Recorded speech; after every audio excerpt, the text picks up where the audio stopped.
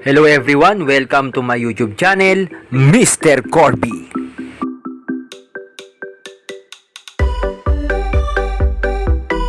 Okay mga ka-Corbi, ituturo ko sa inyo kung paano mag-wiring ng street lights. Yung mga nakikita natin sa daan, katulad nyan. At kapag gabi na, automatic na mag-on yung mga ilaw. At bago tayo magsimula, shout out kay Clouds Kalikot Channel. Maraming salamat sa suporta, Lodi Clouds.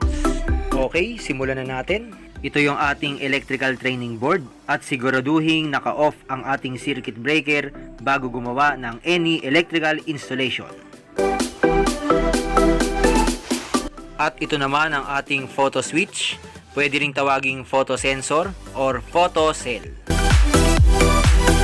Meron siyang tatlong terminals, itong white, black, and red. Ang device na ito ay nakikita sa ibabaw ng street lights. Ito ang nagsisilbing automatic switch ng mga ilaw sa daan. Okay, nilagay ko sa terminal block yung kanyang mga wirings. Para sa connections, dito natin ilalagay yung mga wire. For example, sa white, dito natin ilalagay. Sa black, dito naman. At sa red, dito. At ito yung susundin nating diagram para mabuo yung street lights installation. Simulan natin sa line 1. Base sa ating diagram, yung line 1 ay connected sa white wire ng photo switch.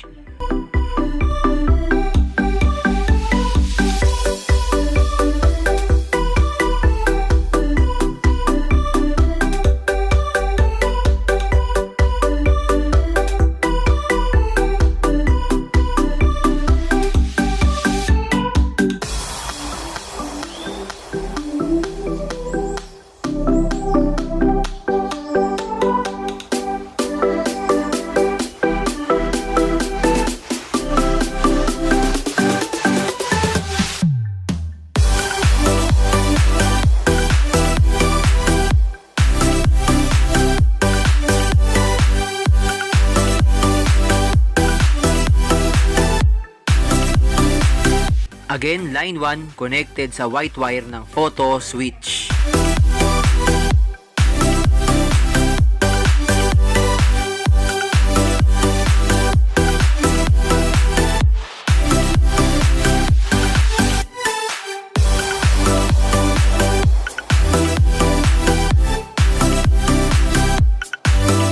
Next, line 2 connected sa black wire ng photo switch. Okay, dito natin yan i-connect.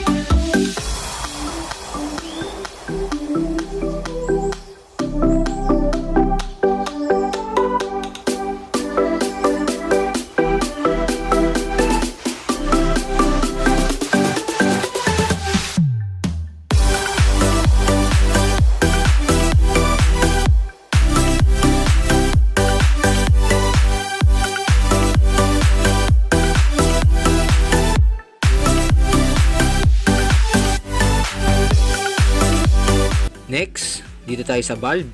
Okay, receptacle, nilagyan natin ng wire. So, dalawang linya lang naman meron ang ating ilaw.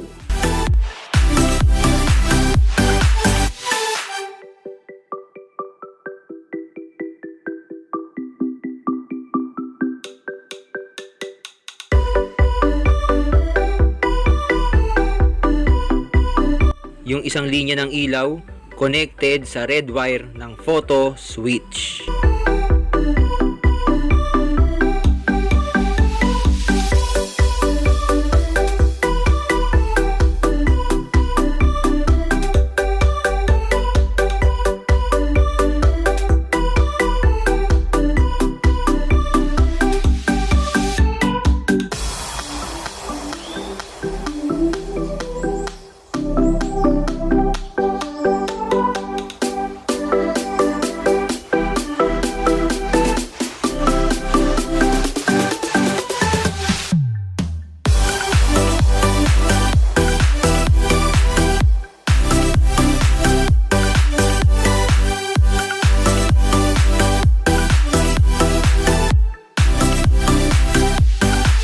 Reminder lang mga ka-Corbi, make sure na nasusunod natin yung diagram para hindi tayo magkamali sa mga connections.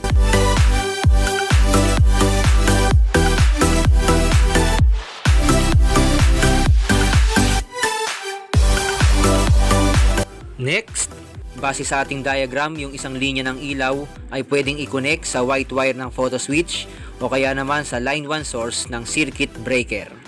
So dito, sa ating ginagawa ngayon, sa line 1 source ko i-connect yung isang linya ng bulb. Ayus-ayusin lang natin at siguraduhin magkakalayo yung mga connections para iwas short circuit. Lagyan na natin ng ilaw. Pwede na nating i-on.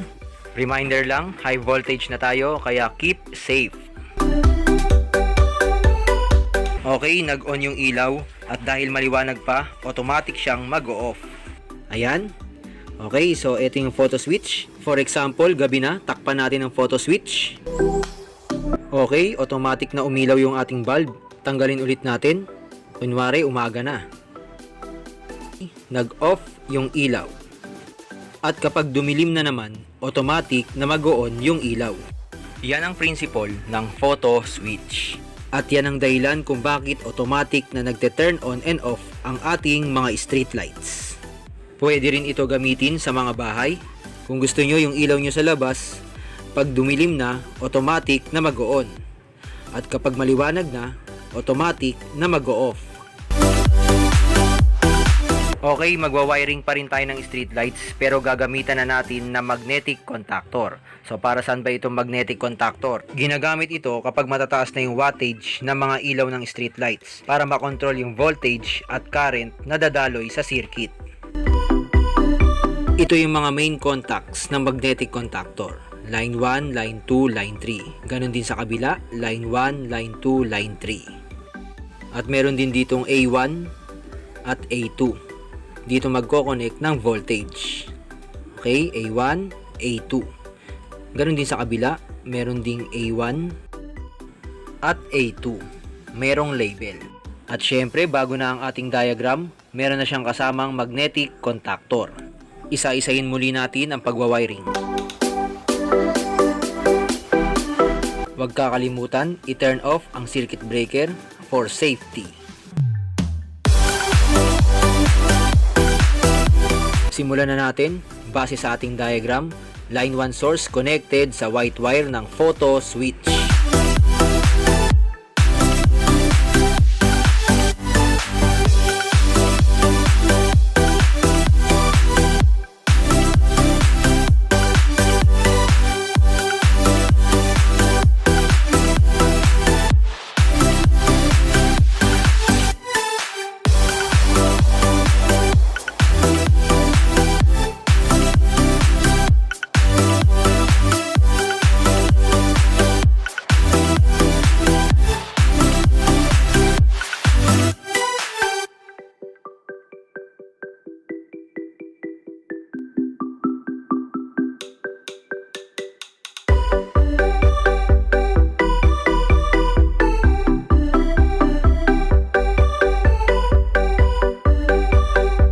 Next, line 2 connected sa black wire ng photo switch.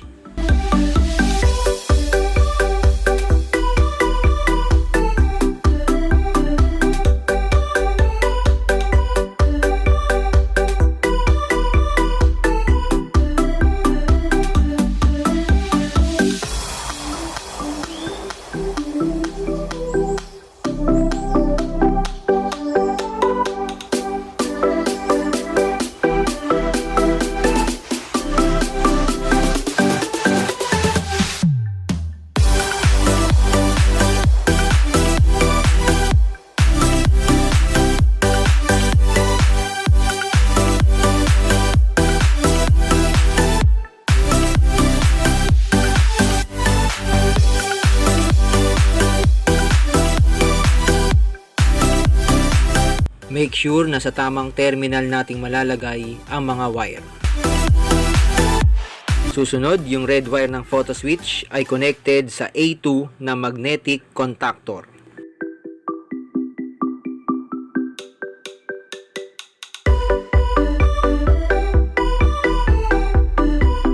Take note, may mga label na nakasulat sa magnetic contactor.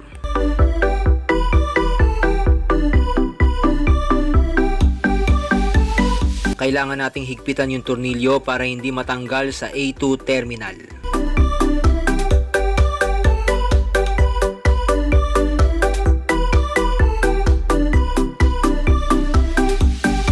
Next, dito na tayo sa valve. Receptacle, 2 linya lang.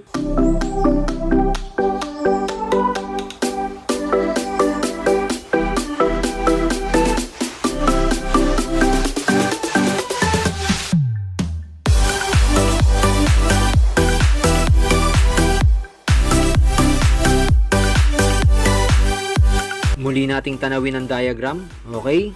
Base dito, yung isang linya ng ilaw ay connected dito sa line 1 ng main contact ng magnetic contactor.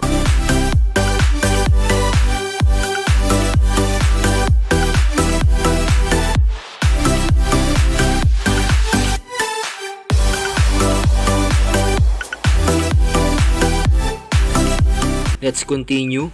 Ito namang line 1 na nasa kabila. Ito, yan, partner yan. Connected to sa A1 na magnetic contactor dito. Mula dito, papunta dito.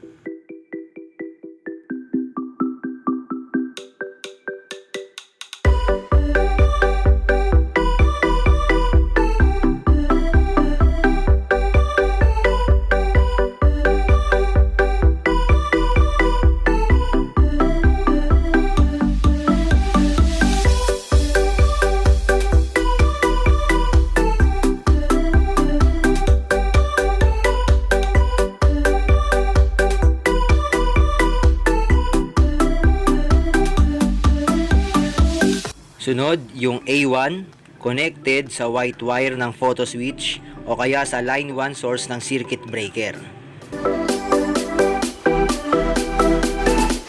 Para mas madali, dito ko na lang siya i-connect sa white wire.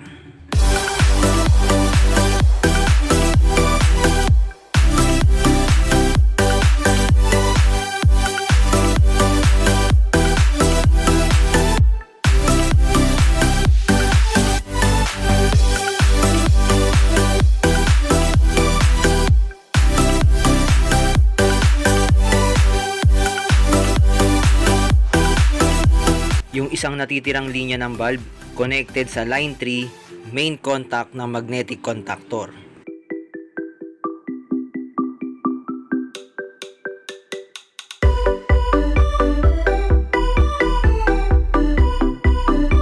Next, yung kabilang line 3 connected sa black wire ng photo switch o kaya sa line 2 source ng circuit breaker.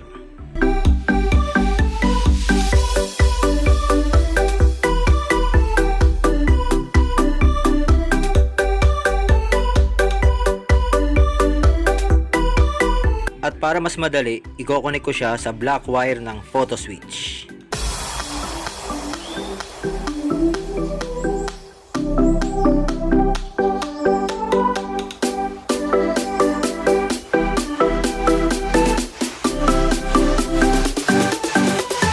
At ngayon, kompleto na ang ating pag-install ng photo switch with magnetic contactor. Pwede na natin itong paganahin.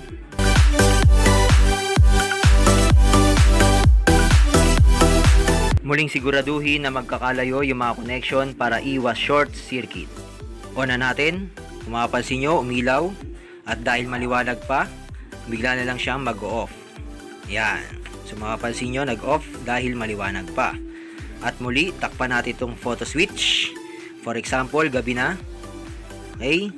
Pakitignan yung ating magnetic contactor. Ayan, umilaw dahil nag-energize yung ating magnetic contactor. Maliwanag na ulit, mag-off. Pag dumilim, yung magnetic contactor ulit ay mag-e-energize. At yan ang step-by-step process kung paano mag-install ng street lights. And that's all for today. Please click the subscribe button. Thanks for watching. See you on my next video. God bless. Thank you.